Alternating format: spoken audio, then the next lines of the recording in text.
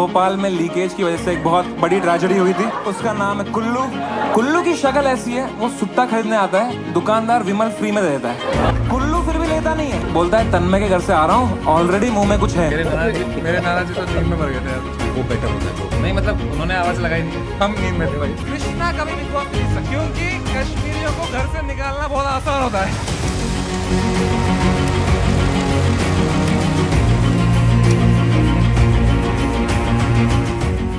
I was born in a hospital in Jammu. Until I not very much, like I was like 1-2 years old when my parents fled in 1991 during the Exodus, and then again we had gone back because मेरे dad को DD Kashmir में job लगी थी as a reporter. So we used to stay in this place called Tourist Center. This was called Tourist Center. अच्छा. And then बहुत सारे attacks हुए. One of the buildings in Tourist Center was burnt. And my dad was like, okay, photo le liya. That was our time, let's leave. Like, I grew up in Andhra Pradesh, then became Telangana. Out ki you were bullied as a kid and you were bullied for being very fair. Pretty bad. School was pretty bad.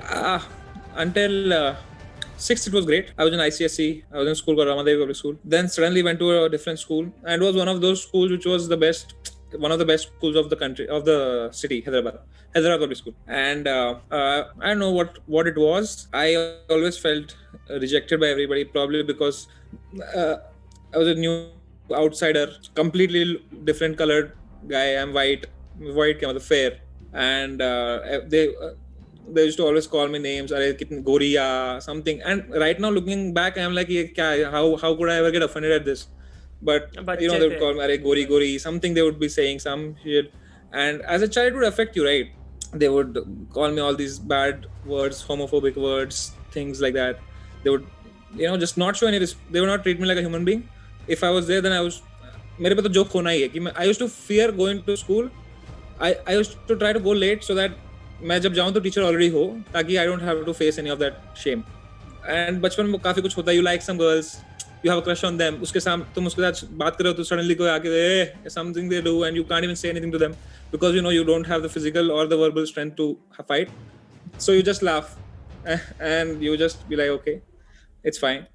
So my until 7th, 8th, 9th, 10th were pretty bad. Like probably the worst years of my life. I was the easiest punching bag in the class and I had like fucking no defense. I was not equipped to say anything back. I would try and fail. They would laugh at me. So then I just gave in. And then I started laughing whenever they used to bully me. I started playing along to show that I'm cool. But inside I used to feel fucked. I remember I used to cry in the bus. And when I used to come down, my mom would be standing there. And I could not tell her because I've seen how they have put me to school. तो मैं एकदम आंसू पहुंच के mummy यार कैसा रहा दिन में कहा क्या दिन था यार मम्मी क्या दिन गया आज तो बेस्ट दिन था एकदम. It was like that. So that somehow kind of helped me maybe become this guy where I can manage my feelings, where I can talk to you, where I can show you something else, but inside I'm feeling something else, you won't even realize. That started from there. तो then मैं क्या करता था, मैं juniors से hang करता था, मेरे 2 साल जूनियर्स, और मैं उनको जोक्स सुनाता था. और वो जोक्स में स्ट्रीट जोक्स होते थे, मतलब खुशवंत सिंह की जोक बुक होती थी, कभी सुपंडी की कोई आती थी, कोई अकबर बीरबल की कोई फनी एक मॉरल ऑफ द स्टोरी आती थी, उसको ट्विस्ट करके लाफ्टर चैलेंज या कुछ ऐसा कहीं से भी एक जोक कहीं सुन लिया, फिर मैं उनको याद कर लेता था. फिर मैं गूगल पे ढूंढता था फनी जोक्स, अडल्ट जोक्स, ये जोक्स, तो मैं उनको इकट्ठा करता था. स्कूल जाता था, गेम्स पीरियड में ऐसे ही भाई जोक सुनाऊँ तेरे को, और फिर वो सुनाता था मैं उनको, और कई बार अच्छे जोक होते थे वो चलते थे. तो that's how I made friends कि भाई ये समय बंदा बहुत फनी जोक सुनाता है, भाई एक जोक सुनाओ. तो दैट्स हाउ आई स्टार्टेड कि भाई जोक्स में मेरा इंटरेस्ट, कॉमेडी में interest. In second year I used to be a complete big fan of Abhishek Upmanyu, Biswa, Akash Gupta, Akash Mehta, all these, everybody. I used to be like, अरे भाई ये लोग क्या करते हैं, मजा आता है देखने में. AIB का रोस्ट देख रहा था, AIB के video, like a typical kid who most of us were. Roast, ये आलिया भट्ट वाला वीडियो सब. I used to... Alia in the front row has no idea what the fuck ISIS is. No idea.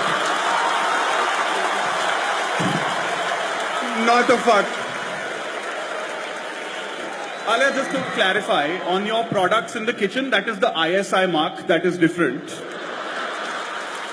ISIS is a terrorist organization. To get mad कि भाई क्या कर रहे हैं, legend है ये लोग. तो I used to always love them and मैं शो देखने गया था. मैंने टिकट खरीद के, there was a fest called Pune comedy festival, PCF 1. ये वाला वेन्यू कराता था वो सारे इवेंट्स. तो I used to always go there and this guy Kaustubh used to work there. तो he used to be the guy who used to थोड़ा हमको टिकट डिस्काउंट पे दिलाता था, ये सब करता था. तो इन लोग का क्लासिक कॉमिक हंट था, बेसिकली इन लोग का ओपन माइक था for Pune comedy festival 2. Their entire thing was whoever wins that will get to perform in Pune Comedy Festival 2 for. I got directly selected पहला राउंड. ये देखो, you are finalist बन गया था भाई मैं, डायरेक्ट फाइनलिस्ट. फाइनल जो था it was in the amphitheater and it was in between for 400 people in the audience and special guest was Abhijit Ganguly. अच्छा. And I was a big fan. तो मैं बहुत नर्वस था and you know I'm backstage and the experience itself, there were so many comedians who were doing comedy since so long and there was Abhijit Ganguly, you know, the star, he has come and I'm all nervous and I got so nervous I didn't even take out the mic from the mic stand. I just performed with my hands like that. I did well. I did not do bad, but I finished second. This was PCF 3.0. This was when I performed on stage. Yeah, it was such a great show. My set was बहुत मजा आया उस दिन set करके. I think when you started opening for these big comedians, they realized that you are very talented. I think there was once you opened for Kunal Kamra, and that was I think your first time you opened for someone, and First time I opened for him. he was very impressed with you. He was very impressed. And until now he calls me and he says, "Bhai, क्या kill करता है भाई तुम?" Sometimes you know he's just in his mood. यार क्या kill कर रहा है तो बढ़िया करता है ऐसे करके. Amazing. तो he was very happy. Yeah. When you're thinking of a set, when you're thinking of comedy, how are you coming up with what you're coming up with? Like तेरा दिमाग उस टाइम पे कैसे ऑपरेट करता है? तो मैं नोट्स यूज़ करता हूँ. एक वो नोटबुक करके एक ऐप है, तो उस पर मैं लिख लेता हूँ कुछ भी जो मुझे फ़नी लगे या मेरे साथ फ़नी हुआ या मुझे कोई थॉट लगे, कभी कुछ सेंटेंस फ़नी लगी. ठीक है, बहुत तरीके होते हैं कुछ भी, मतलब इट्स नॉट वन लीनियर वे. 10 तरीकों के जोक बन सकते हैं. तो पर जो भी है राइटिंग इज़ मोस्ट इंपॉर्टेंट. तो मैं लिख लेता हूँ उसको, क्योंकि अगर थॉट तुम्हें आया और तुम्हें लगता है बहुत बार कि यार बाद में लिख लूँगा, ये वो भूल जाता है भाई. तो मैं तो कई बार ऐसे सो रहा होता हूँ, मुझे सडनली कुछ थॉट आता है तो मैं उठ जाता हूँ, फटाफट लिख लेता हूँ और फिर सो जाता हूँ. और फिर ये एक रॉ मटेरियल है, इसको बाद में पॉलिश करेगा. कि इसमें फॉर एग्जांपल अभी मेरा फ़ोन है इसमें, ठीक है, तो इसके अंदर इसमें नोट्स रहेंगे. उसके अंदर कई बार एक लाइन लिखी होगी, कई बार एक वर्ड लिखा होगा, कई बार एक प्रेमिस लिखा होगा, जिस पे फिर जब मैं बैठूंगा तब मैं उसको एक तरीके से लिखूंगा. वो भी मैं बताता हूँ मैं कैसे लिखता हूँ. फॉर एग्जांपल अभी मैं इसमें लिखा है रैंडम, देखा ऐसे करके, ठीक है. और ये सब प्रेमिसेस हैं. ये सब प्रेमिस है कि भाई उसमें हो सकता है कुछ ख़राब लिखूँ, कुछ एकदम ही लेम लिखूँ, पर मैं 2-3 पेज भर दूंगा लिख के, फ्री राइटिंग. फिर मैं उस पेज उसको देखूंगा और मुझे एक सेंस आएगी कि भाई ये लाइन में यूज़ कर सकता हूँ, ये लाइन में यूज़ कर सकता हूँ. फिर मैं वो कन्वर्जेंट थिंकिंग करूँगा. पहले मैं डाइवर्जेंट थिंकिंग कर रहा था कि जो आ रहा है आन दो, फिर मुझे अब ये चाहिए, अब मुझे इस पे चाहिए. फिर मैं उसमें घुसूंगा और जितना मैं लिख सकता हूँ लिखूंगा टाइट, और मैं उसको फिर माइक पे ले जाऊँगा. फिर मैं माइक पे टेस्ट करूँगा. माइक पे जिस पे लाफ आएगी मैं समझ जाऊँगा माइक से कि अच्छा इधर लाफ आ रही है, इधर रिएक्शन आ रहा है. एक फील आती है कि भाई oh this way I can take it. तो ये एक तरीका है. या एक तरीका है कभी कि कुछ भी लिखते हैं, बस कुछ भी लिखते हैं, जस्ट गोइंग कि कुछ भी लिखते हैं. ठीक है. वो बहुत उससे बहुत वो वाले जोक बनते हैं, फिर प्रॉपर जोक वाले, मतलब सेटअप पंचलाइन वाले, सेटअप पंचलाइन, ऑब्जर्वेशनल, जो वहीं के वहीं खत्म हो जाते हैं. जो एक जिनका एक प्रॉपर रिटर्न जोक होता है कि भाई जिसको तू भी सुनाएगा ये भी सुनाएगा, वो बस जोक इनहेरेंटली फनी है वो जोक. वेलकम टू बड़वों के खिलाड़ी, एक ऐसा रियलिटी शो जो रियल में रियल है, क्योंकि it is based on life itself, and like life it is unfair. ये गेम जीतने के लिए आपको discipline, honesty, truth, skill, fitness की कोई जरूरत नहीं. यहाँ विनर डिसाइड होता है मेरे मूड पे, because I am the supreme leader and this is my kingdom.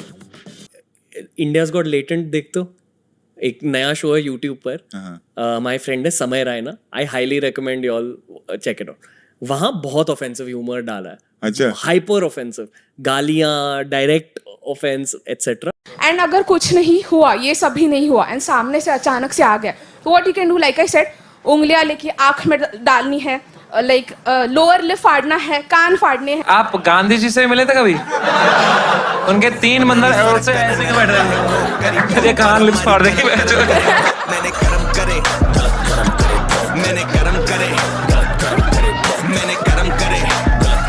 amazing crazy सा पागल सा लड़का है, तो कोई बहुत दोस्ती नहीं है, but I am fond of him. मुझे समय बहुत अच्छा लगता है. He is very funny though. Like Samay is funnier in real life, I would say.